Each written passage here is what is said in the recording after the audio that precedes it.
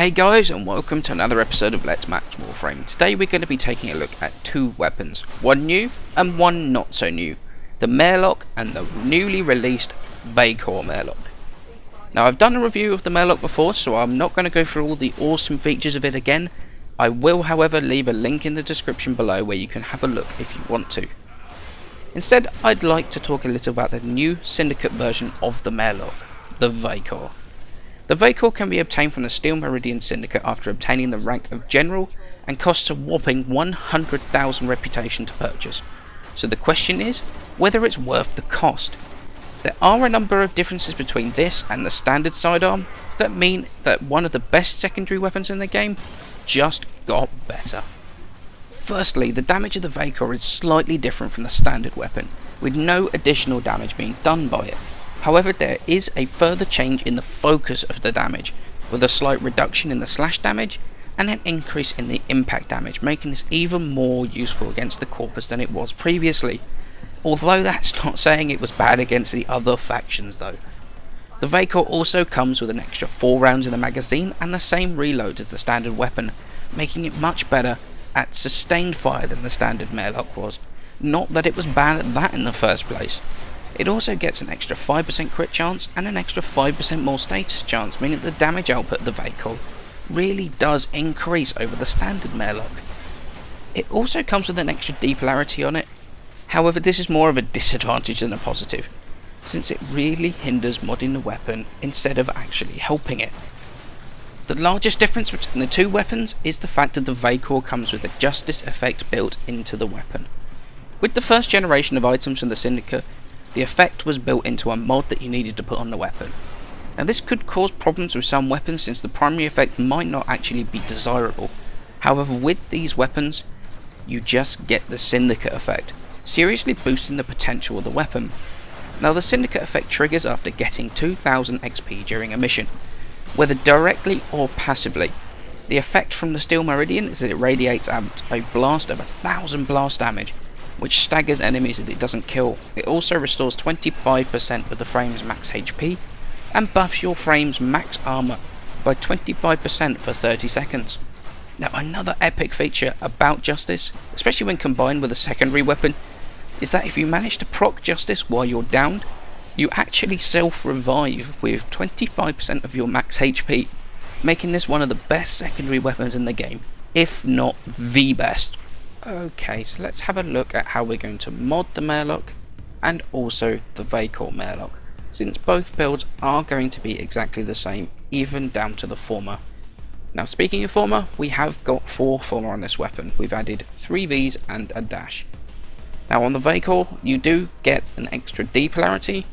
I would recommend changing that out as soon as possible to either a V or that dash, because there really isn't many useful mods in my opinion that you can actually put in that D polarity. So changing it out for the V or the dash is probably the best way forward with the weapon. Now we have got 4 mods that are going to remain the same throughout all 3 of our builds. We've got Hornet Strike, Barrel Diffusion, Lethal Torrent and Magnum Force. Now I go with Magnum Force because I prefer having as close range as possible, which means that extra damage, which applies to both the white damage and also to both your elementals, really does make a huge difference, and the accuracy loss, especially at close range, really isn't noticeable enough to not still be hitting those headshots where possible. Now for our Grenadier build, we're going to go with Jolt and Heated Charge for radiation, and Frostbite and Pathogen Round for viral. Now the reason why I've gone with the just the 2 of these dual stat elemental mods is because of the fact that you've already got 95% status. If you, for example, changed Heated Charge out with the Scorch, you would only get another 4.3% status, but you lose another 30% of that heat damage, and it's really not worth doing. Now when it comes to Frostbite you may as well always have as that dual stat elemental mod if you have it available, because if you compare it to the 9-point D polarity cold mod, it has exactly the same damage as the cold D polarity mod anyway. So there's no reason to not have that dual stat elemental mod on. instead of deep freeze. It is something that probably should be looked at by Digital Extremes in the future, because it doesn't really make a whole lot of sense that this is actually a 60% mod when everything else is 90, but I'm sure it will be looked at in the future. Now let's have a look at the Corpus build. We're going to go with Convulsion and Frostbite for magnetic, and Pistol, Pestilence and Pathogen rounds for toxic damage. Now the reason why I max out the toxin damage on this is because this is already an impact heavy weapon, which is doing very well against the shielded units of the Corpus, which means that maxing out the magnetic really probably isn't the best way to be going with this. So in all honesty, maxing out the toxic for those fleshier units, your techs and your crewmen, is probably the way forward with it. However, if you wanted to, you could probably change out Pistol Pestilence for Jolt if you really wanted to go that full magnetic route on this weapon. Now having a look at the Void build, we're going to go with Pistol, Pestilence, Jolt and Pathogen rounds for corrosive, and then Heated Charge for that extra bit of heat damage against the units in the Void. Now not everybody likes using a Heated Charge. Some people prefer to use the cold damage against those shielded units in the Void. Now if you want to do that, you could put the Pathogen rounds there. It's still going to link up with those two, and then you could put the Frostbite mod in for that extra cold damage, and not worrying about it combining with that Pathogen rounds. So you will still end up with corrosive and cold damage, but that is only if you prefer to go against those more shielded units in the Void, things like the fusion mowers. Then this could be the way forward for you.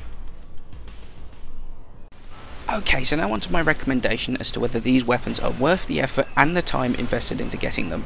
And the answer to that is absolutely and categorically yes, it is. As far as I'm concerned, the Vaykor Marelok is the god of secondary weapons right now. Insane damage, great status, good chance to crit even if you don't mod for it, plus the absolute insanity of that Justice proc, and just how effective that is at keeping players alive. I know that this requires 100,000 reputation with Steel Meridian, as well as the max rank with them, which it really does make this insanely expensive to get hold of, especially if you chose syndicates that are enemies of Steel Meridian. But fear not, these weapons are due to be made tradable soon, and picking them up then might cost you a pretty penny, but it's going to be worth every single one of them. If you don't fancy shelling out for the Vaykor, then the normal Marelok is still one of the top secondary weapons in the game, and well worth putting the time and resources into. But if you have the option to upgrade, I would grab it with both hands. Now, do I think they're both worth the former? And the answer to that is absolutely yes, they are. These are both weapons that benefit hugely from former. For a start, the Vaykor needs that deep polarity removed. It's really not going to be of much use and will actually hinder your build without its removal. I've personally put 4 former into the standard Marelok, as you saw during that build, and I've got no hesitation at doing exactly the same for the Vaykor as well. None at all. So in essence, they are both absolutely amazing weapons, and actually became the secondary weapon of choice for everybody in my clan. And when you look at it in action, it's very easy to see why. And I can't see many weapons being able to replace it as my favourite secondary right now. That is, until I get my new Akbolto. Then they might have a bit of competition.